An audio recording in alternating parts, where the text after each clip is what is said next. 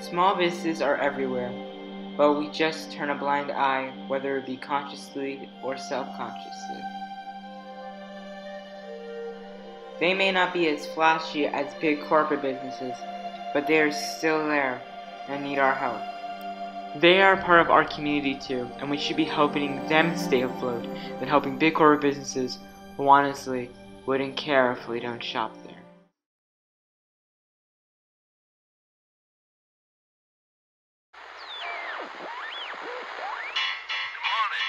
We open the shop and we see what cars were left over last night, and we find out what cars need to be done first, and then the customers come in and we make a chain of command as far as who's doing today's oil changes, who's doing the work.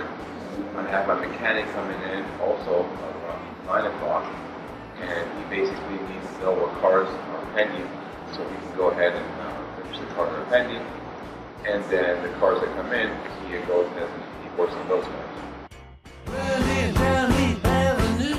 We usually have appointments, so we know what tattoo we're doing. So we set up the appointment a little bit later, about 1 o'clock, 1:30, so that it gives us time from the time we get here to prepare any last minute things that we didn't get to prepare for that tattoo. You could always run into complications, you know, sometimes you do something a little bigger than what you were supposed to or whatever, the customer needs to switch it up because they change their mind, so you got to make arrangements, so we leave that extra space. When we're done with those tattoos, if we don't have any more appointments for the rest of the day, we sit back and we'll wait for walk-ins or whatever. But you know, the way we do that is we don't just sit back. We'll be working on other drawings that we got coming up for other appointments. So you know, we stay busy around here.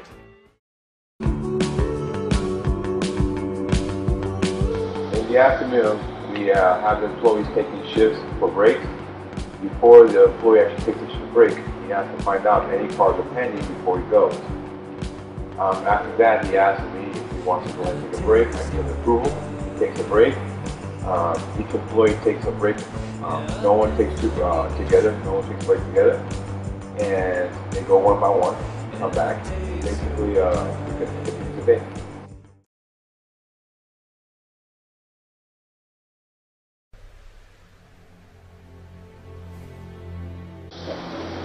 Well, basically, I would say that I started owning my businesses at a younger age, and the reason why is because I'm very independent. I really like to work to my fullest, and I want to be able to continue opening different businesses.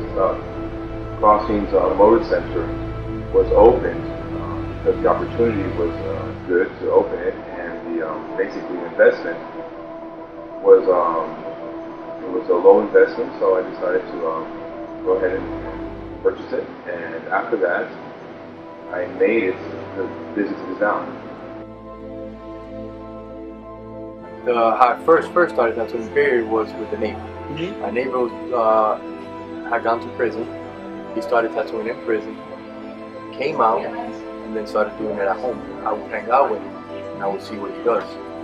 I remember thinking to myself, hey, I can do this, I've always drawn, you know. So he eventually ended up buying a professional tattoo machine, and he was going to throw away that prison made. I asked him if I could keep it. He gave it to me, and with that I started tattooing. A friend of mine is Hugh. He's from Heads Up Barbershop. He cuts up the hair for the Florida Marlins and a lot of baseball players. So tattooing him, the baseball players started seeing those tattoos. So they started asking him, where did he get them from? So then he started bringing them to me. He started referring them to me. First baseball player I ever tattooed was Escobar. I was working in Hollywood. My wife, I got her pregnant. And I think that's what gave me, I always thought about opening it, but I was just I never actually did it.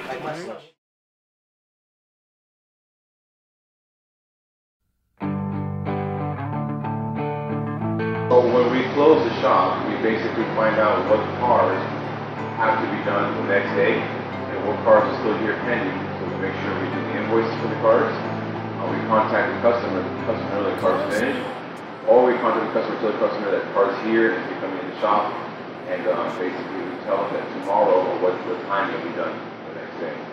Closing time, turn all of the What we actually do closing time is obviously we pick up, throw out garbages, we total out the day, tattoo, piercing, drinks, products, anything. We total it all out, count the money, make sure everything makes sense. Refill everything back, and shut everything off, shut the TV off, shut the radio off.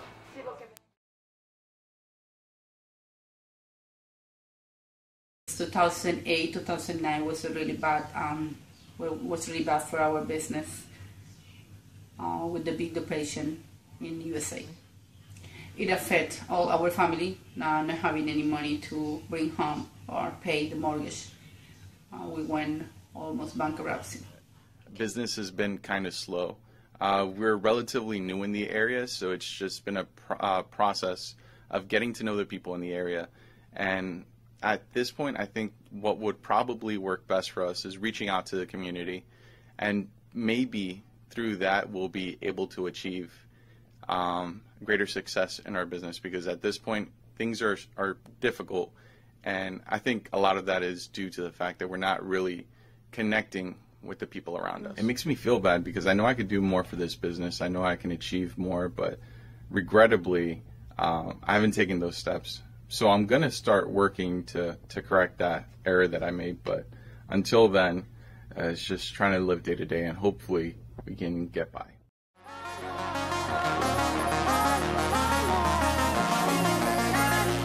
When asking 20 businesses if they had a presence in the community, 5 said yes, 15 said no.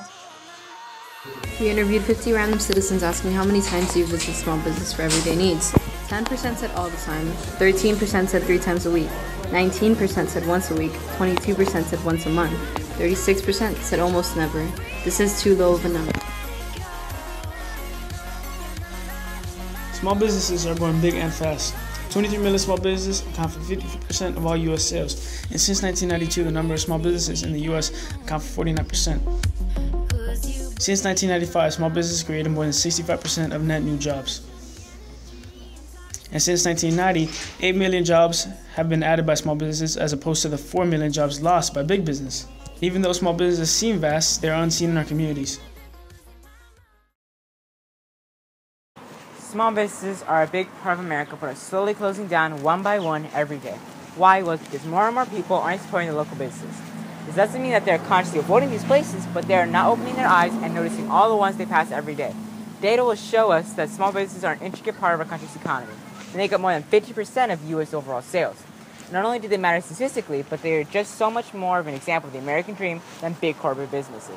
There's also a sense of caring in these places. About a week ago, I went to this one chain grocery store that had only opened last year to get some ingredients for the special recipe I was making. Now, you must know, I've never been good at telling when a fruit is ripe and fresh. So I looked into a basket of cucumbers with a look of utter confusion. An employee walks up to me without me having to ask and immediately told me which ones were ripe. I was like, wow, how helpful was that?